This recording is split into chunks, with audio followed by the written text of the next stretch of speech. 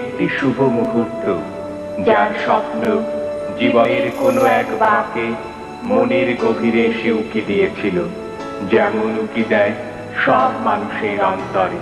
সেই অন্তর লালিত শুভ মুহূর্ত আজ দোলা দিতে এলো আমাদের যুগল জীবনে।